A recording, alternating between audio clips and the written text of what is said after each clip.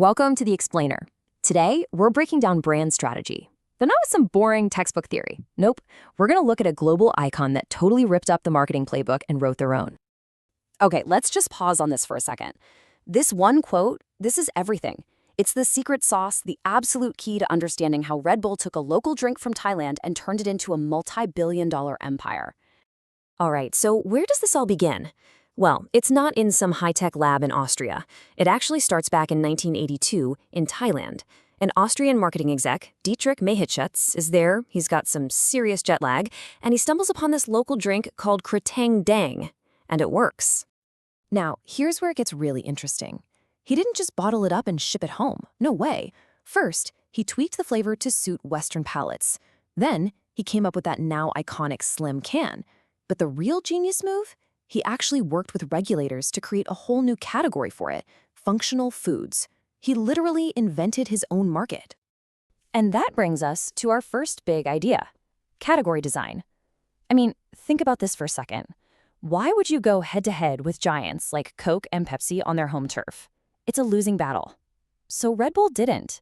They just created a brand new game, a whole new battlefield, where they made all the rules. So how exactly did they pull this off? Well, it all came down to this incredibly disciplined playbook they created. They knew exactly what their brand was, and maybe even more importantly, they knew what it wasn't. This is a classic marketing concept called brand positioning. It's all about carving out a specific spot in your customer's mind. And Red Bull's approach? It was just genius. So simple and so consistent. And this is where you see it all come together. Their whole strategy rested on these 4 pillars, and they all worked in perfect sync. You have the product. That small can just screams potency, right? It's not a big gulp, it's a dose. Then the price. It was expensive, like twice as much as a soda, which immediately tells you this is a high-performance product. Then placement. They didn't just stick it in every supermarket. They seeded it in cool places, clubs, college campuses, ski resorts, and finally promotion. I mean, they didn't just run ads. They sponsored insane extreme sports events. They became the culture. And notice this. They weren't targeting, males 18-24. That's old school. They targeted situations, moments of need. Students pulling an all-nighter, drivers on a long road trip, clubbers who wanted to dance all night, professionals on a deadline, athletes pushing their limits. They inserted the product right into the fabric of people's lives. But look, no strategy is perfect, and every great company faces a test. For Red Bull, that big test came in 1995. They launched in the UK, and for some reason, they decided to throw their own winning playbook right out the window. So let's look at what happened. They completely abandoned their own rules. Instead of being a unique, functional drink, they called it a sports drink. Big mistake. Why? Because that put them in direct competition with a brand that already owned that space, Lucozade. They went from creating a category to fighting in someone else's. And the result? It was a total disaster. I mean, look at this. By 1996, after a year on the market, they had less than 2% market share. Less than 2%. The brand was basically considered a flop in the UK. But what they did next is the really important part of the story. Mateschitz and his core team had to step in. They fired the UK management, and they did something that sounds simple but is actually really brave. They went right back to basics.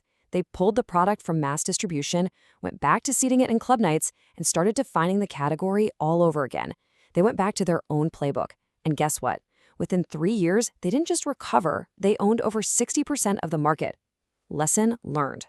So, having learned that very painful lesson in the UK, they set their sights on the biggest, toughest market of all, the United States.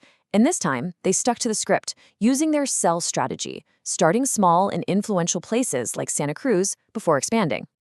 But, success creates its own set of problems, right? Here's the big question. When you invent a whole new market, a whole new party, what happens when everybody else decides to show up? And boy, did they show up. And they showed up fast. First came Monster, with a bigger can for about the same price. Then Rockstar, targeting the music scene. And then, of course, the big guns showed up. Coke and Pepsi jumped into the game. Suddenly, the market that Red Bull had built all by itself was completely flooded. And you can see the impact right here. It was brutal and it was fast. In just a couple of years, Red Bull's market share, which was once around 75%, was slashed to under 50%. This was a genuine crisis point for the company, a real make or break moment. So they had a choice to make. Do they change? Do they start making bigger cans, drop their prices to compete with Monster? Or do they stay disciplined? They chose discipline. They doubled down on exactly who they were, a premium product in a small, iconic can. They bet that their brand's consistency was their biggest weapon. So after all that, the creation, the blunder, the invasion of competitors, what can we actually take away from this? If you're trying to build a brand, what are the lessons here? Well, it all boils down to a few really powerful ideas. Here it is. This is the playbook in 4 steps. 1. Own the frame. Don't just compete, create your own category so everyone else has to play by your rules. 2. Control diffusion. Don't just blast your product everywhere. Make it feel like a discovery, something special.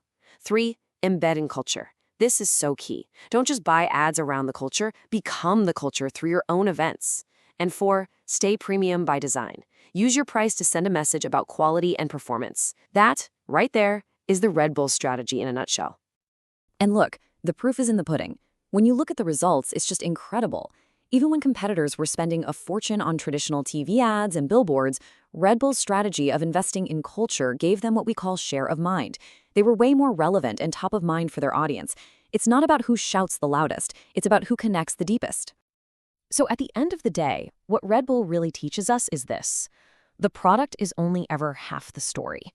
The other, more powerful half is the myth, the world, the feeling you build around it. It's not just about what you're selling, it's about the story you're telling. And it leaves you with a really interesting question, doesn't it? What's more powerful in the end, the can of liquid or the idea of who you can be when you drink it?